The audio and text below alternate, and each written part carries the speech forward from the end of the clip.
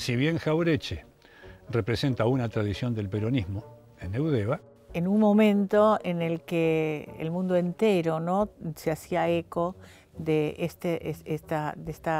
de una revolución política en términos de resistencia. así como en algunas películas se tematizaron estas contradicciones internas del peronismo. Si hay algo que caracterizó al peronismo es un empleo y un desarrollo de lo visual de una forma espectacular, ¿no? Tenía un gran sentido de la imagen.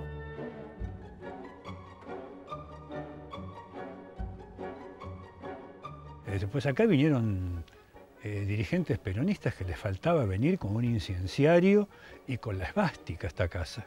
Yo creo que en realidad era la política sobre el arte, ¿no? La AAA tuvo una política muy, diríamos, visto a la distancia, eficaz. Y ya ahí se veía esto que vos mencionás, esta pelea, esa tensión. En contra de este cine testimonial, en contra de este cine politizado argentino. Cosas que te pueden pasar solo una vez en la vida, con Perón, los dos perritos y sentada al lado en el cine, viendo Empieza la Patagonia Rebelde. Y entonces Olivera y Ayala dicen, si seguimos con esta película, nosotros dos, los actores y todos los involucrados, vamos a terminar muertos, tirados en el río o exiliados. Eran, digamos, formas de aparecer de los distintos bandos, de ese movimiento que tuvo en ese momento un papel consecuencias tan dramáticas luego, ¿no? Porque hay que ver las cosas en su contexto.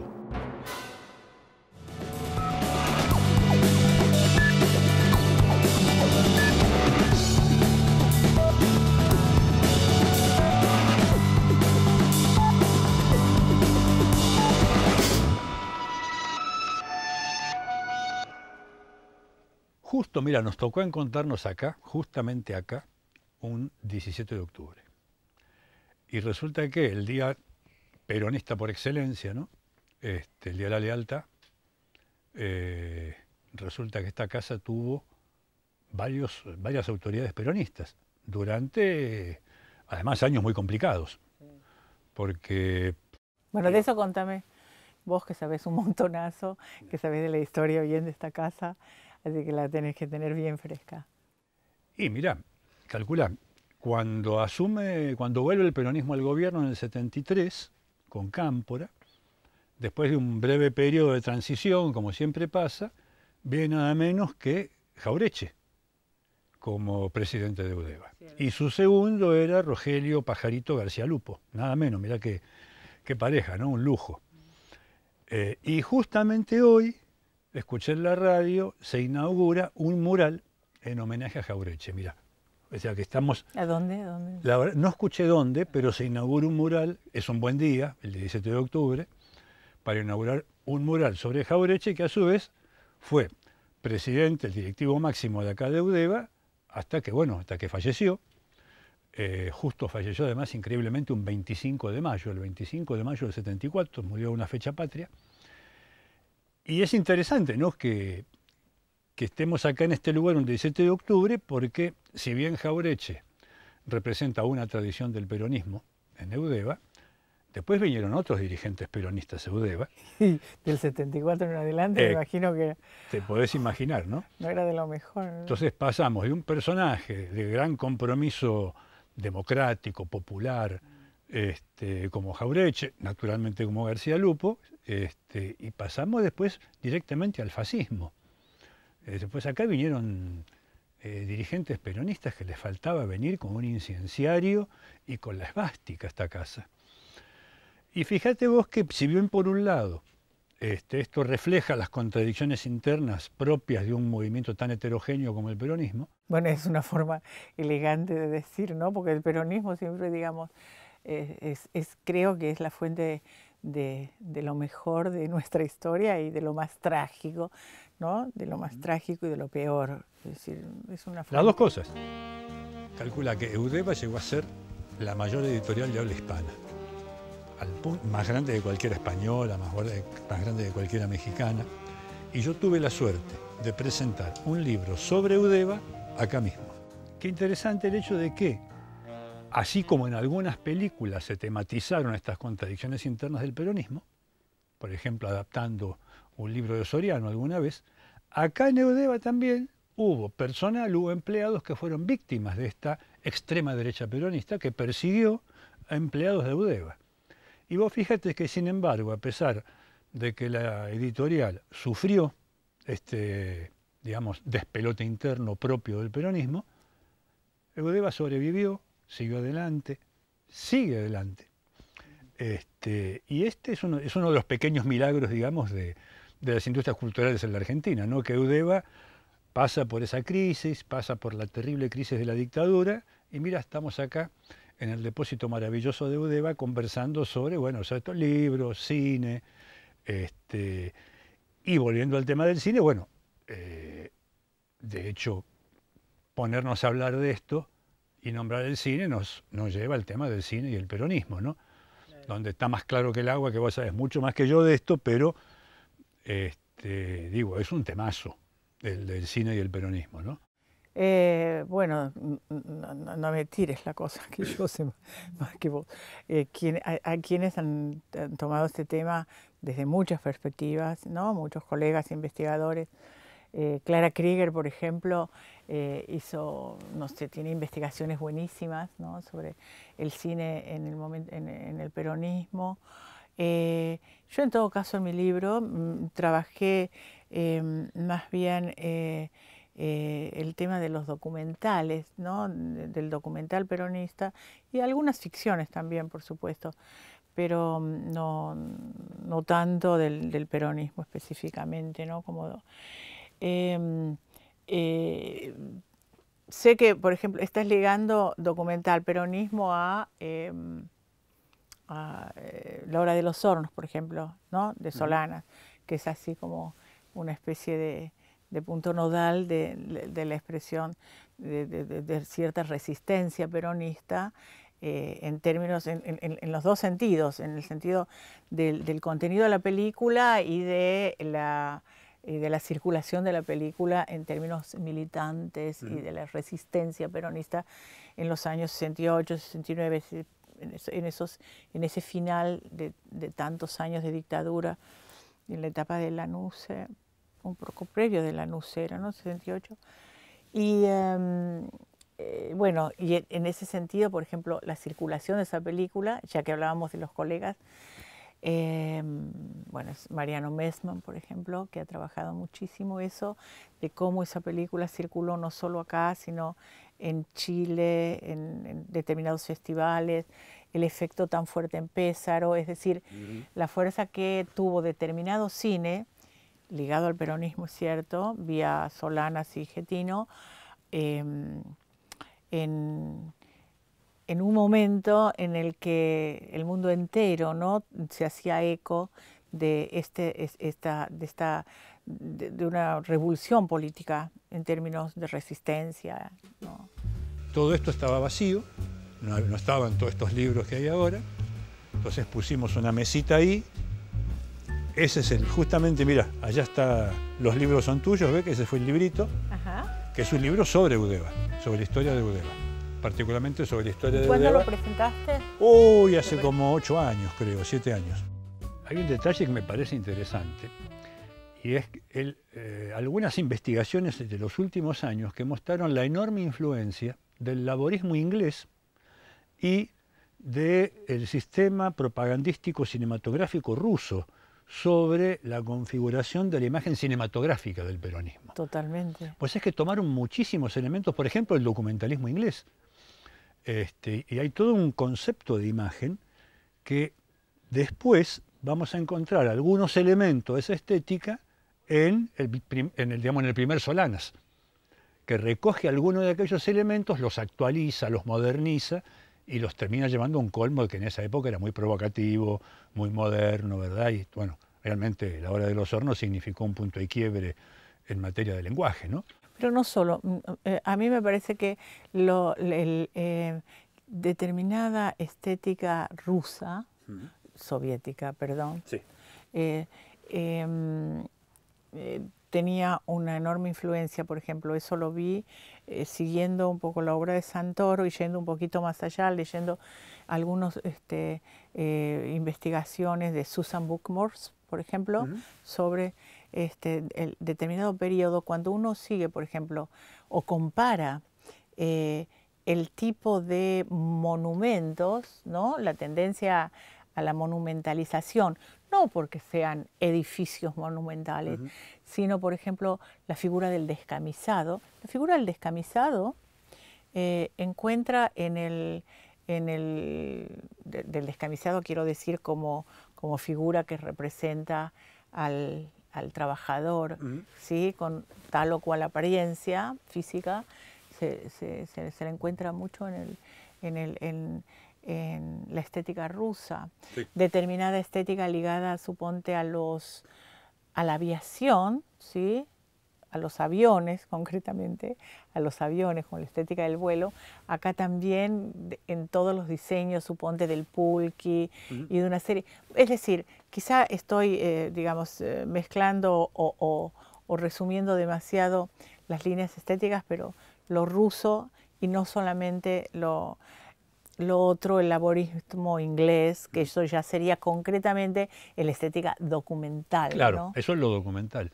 Y vos sabés que yo creo que tuvo mucho que ver con esto que vos decís, que para mí es importantísimo del tema de lo aéreo y los aviones. Apple. Porque vos sabés que Apple entra al mundo del cine a través de Alas de mi patria, de Borkowski. ¿Por qué? Porque Apple de joven había aprendido algunas cosas sobre cine y entonces para hacer esa película precisaban a alguien que tuviera cierta sensibilidad con el medio y que supiera de cine y de aviones. Y entonces en realidad Apple entra por ese camino y después termina siendo que Apple se convierte en el gran comunicador de la historia del peronismo. El padre de la política de comunicación peronista, obviamente aparte del general Perón, es Raúl Alejandro Apple, que fue, yo te diría, casi el primer ministro de comunicación que tuvo la Argentina, porque no fue un simple secretario de prensa y difusión, fue un verdadero ministro de comunicación. Yo te diría, quizás fue el primer político argentino que tuvo un concepto global de la comunicación, independientemente de si nos gusta o no nos gusta Apple, este es otro problema.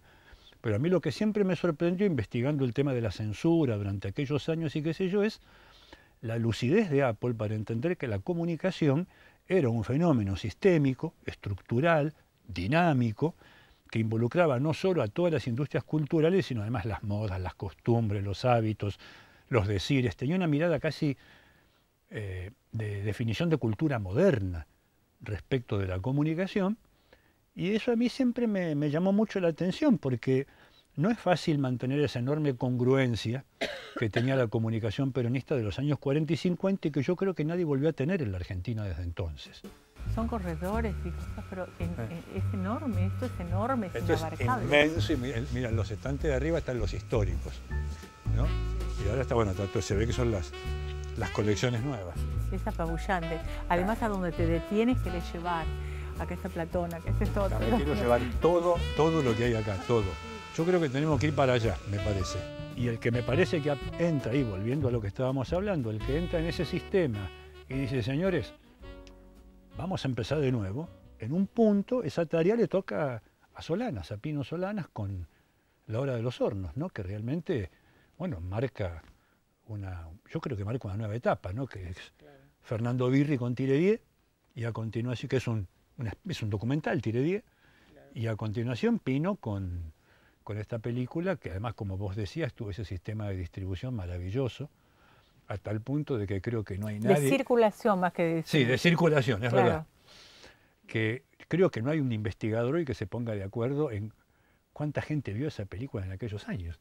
En la clandestinidad, digamos. Claro. Porque eran sesiones clandestinas, claro. Porque ahí se trata de dos cosas cuando uno aborda esa película, que por un lado es, digamos, estéticamente cómo está realizada, aplicando, digamos, elementos de cierta modernidad en el cine que aparecían por el lado de la publicidad, ¿no? En términos, ¿no?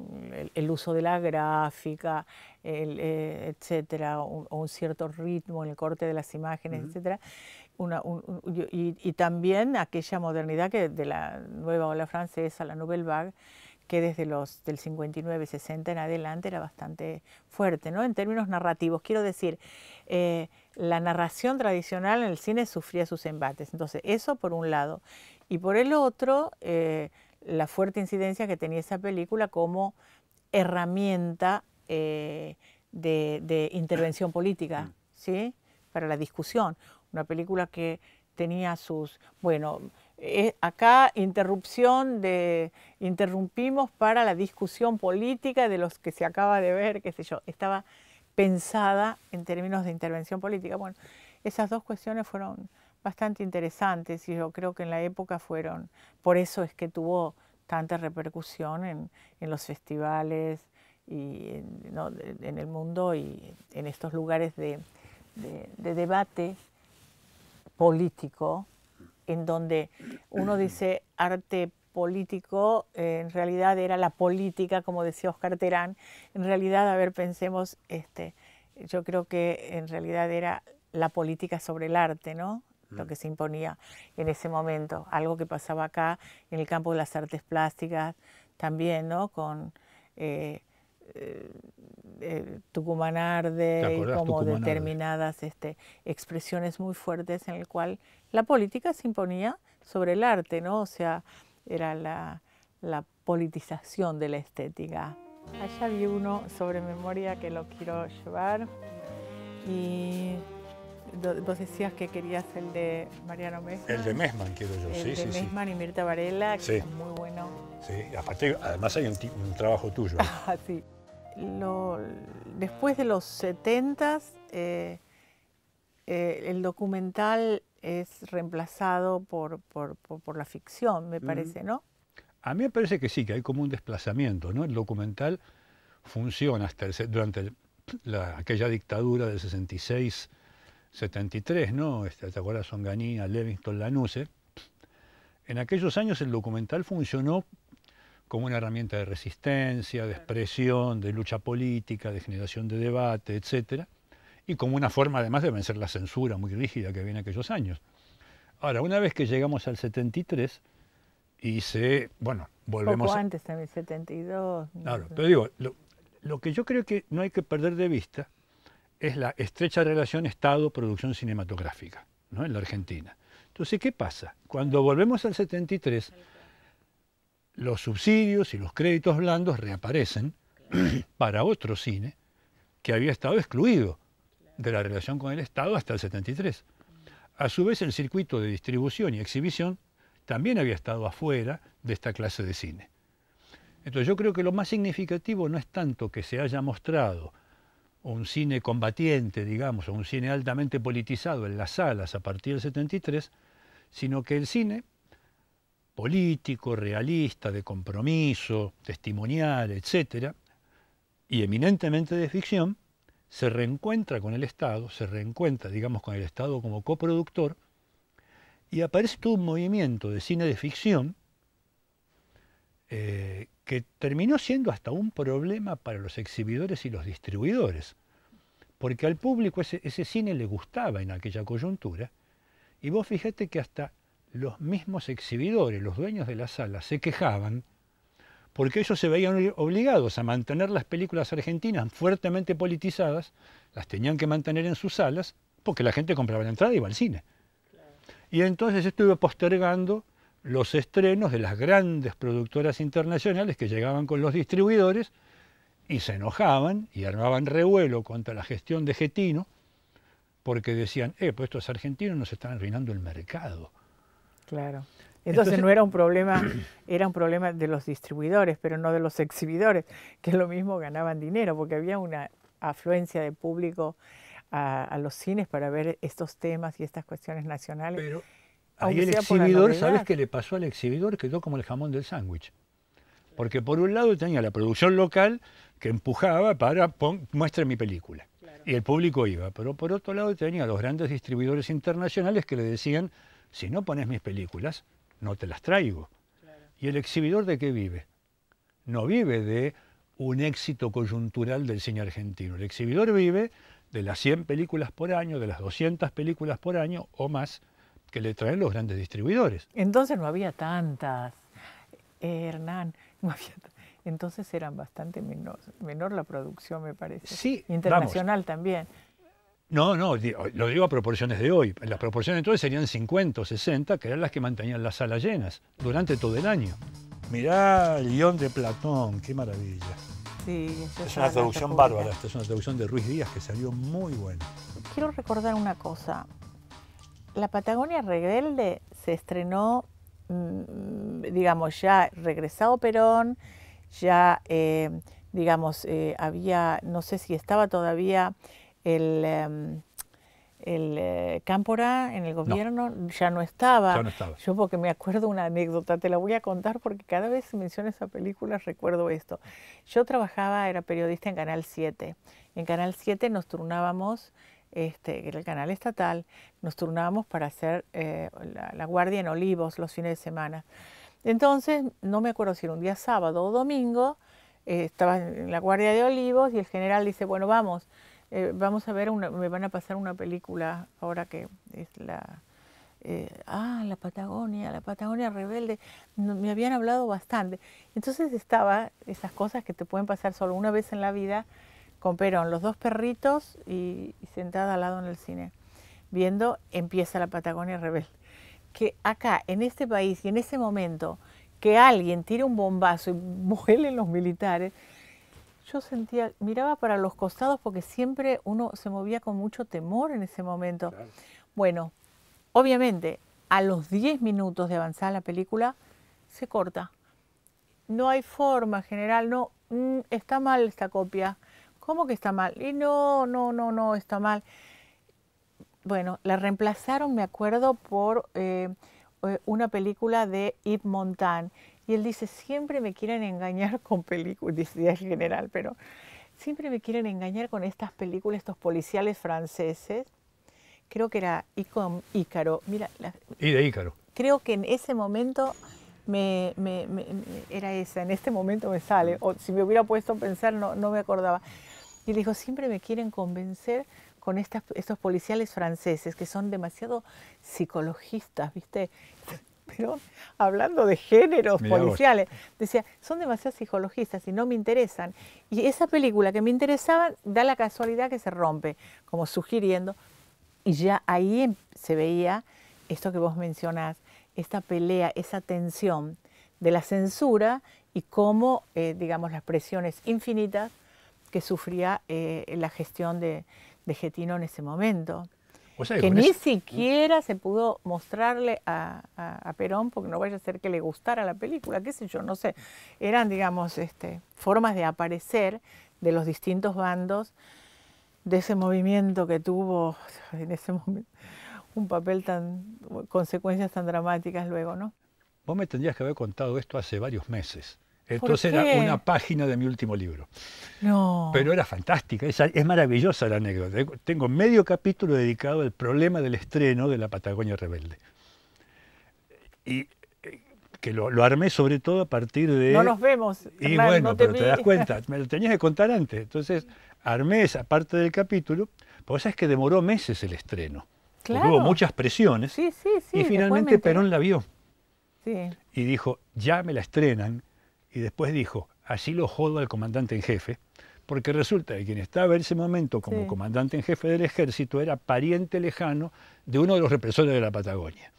Y entonces, como Perón estaba enfrentado con este general de división, dijo, vamos a meterle esta película y se la morí de rabia. Pocos meses después Perón muere. Bueno, y la película empieza otro camino, y Olivera y Ayala optan por sacar la película del mercado, muy inteligentemente, porque ya estaba actuando la AAA. Tal cual. Y entonces Olivera y Ayala dicen, si seguimos con esta película, nosotros dos, los actores y todos los involucrados vamos a terminar muertos, tirados en el río o exiliados. Y entonces agarraron todas las copias de la película, las guardaron en la empresa, en la productora, y hicieron de cuenta que la película no existía más, y ni siquiera en el circuito internacional la mostraron. No. Y se guardó en los 80, cuando empezamos a regresar de los respectivos exilios, se exhibió la película. Claro, ahí se volvió a mostrar la película. Sí. Y algunos evalúan, de los involucrados en la película, que varios salvaron la vida gracias a ese detalle inteligente, porque siempre muy pícaros, digamos, Olivera y Ayala para acomodarse a la coyuntura, No obstante lo cual, la participación en esa película le mereció el exilio a unos cuantos, ¿no? No sé, me pareció muy interesante y siempre me acompañó esa idea que los libros nos modifican la realidad.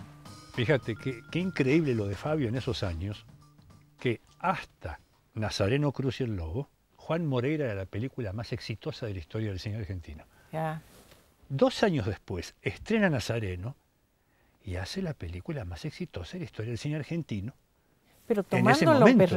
es decir, Y lo hace en medio de esa gran crisis de los primeros 70. claro, En reconfigurando medio de, todo lo que vivía, la violencia del exacto, momento. tomando además ese modo tan poético y particular y popular que caracterizaba a Leonardo. Ah, Y además, digo, es bueno subrayar esto, porque fuiste vos la que hizo la lectura de Nazareno como una película fuertemente política, como una metáfora de, digamos, la crisis de violencia política de los años, fue fundamentalmente del año 75.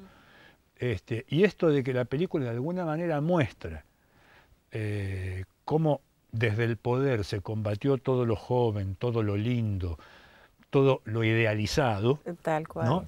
Digo, yo creo que es una idea luminosa de tu parte, que es una idea muy útil para quienes trabajamos el cine, porque además permite ver a Fabio de otra manera, permite verlo mejor, porque no le quita poética, no le quita innovación, no le quita vuelo, digamos, a su lenguaje, y permite entender mejor también ese maravilloso mundo interno de Fabio, que en última instancia no era otra cosa que un gran artista peronista.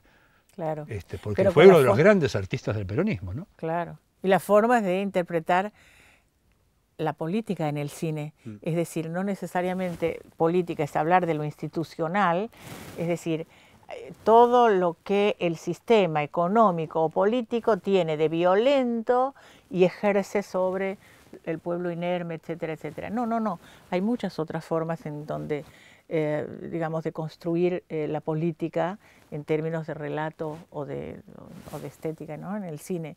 Y en eso fue maestro Fabio. No, fue único. Maestro de todos los que vinieron y que después lo interpretaron, y también de muchos cineastas actuales, ¿no? Totalmente. ¿Qué otra cosa te quería comentar y